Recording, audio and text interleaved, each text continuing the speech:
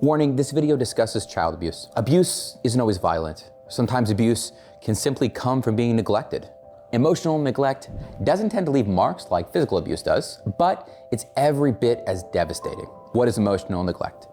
Emotional neglect can take many different forms. In general, it's when we don't receive emotional support or emotional security from our parents or other guardian figures while we're children. Emotional neglect can involve ignoring emotions, discrediting emotions, or repeatedly and strongly shaming someone for expressing their emotions. It can exist on a kind of spectrum too. Some people may meet one area of their child's emotional needs, but ignore another area. On the other hand, some people completely neglect every emotion their child expresses, withholding affection, being emotionally unavailable, or pushing their children beyond their physical and mental limits. Many professionals consider emotional neglect a form of complex trauma.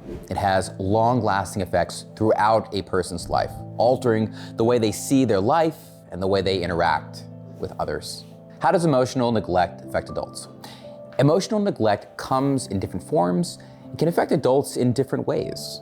Perhaps the most common way emotional neglect affects adults is it makes it very difficult to identify, express, and deal with emotions, particularly big emotions. Some people experience sort of emotional numbness, which is actually a way of protecting themselves from difficult emotions. Emotional neglect also seriously harms a person's self-esteem. When you're young, having your emotions dismissed makes you doubt your own self-worth. Some people even write off their own emotions due to abuse. Emotional neglect is a form of trauma. Trauma is an emotional response to a frightening and distressing event. These events can occur once, or they can take place over months and years, like emotional neglect. SAMHSA, the Substance Abuse and Mental Health Services Administration, warns that childhood traumatic events are strongly associated with physical and mental health conditions. People who've survived traumatic experiences like violence, assault, and emotional neglect often have difficulty moving on once the event passes. And that's due in part to the way trauma affects our brains.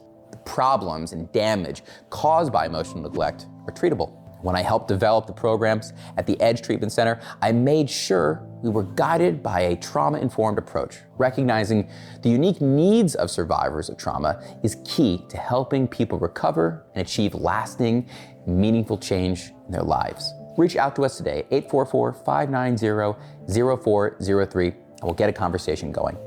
Thanks for watching our video. See you next time.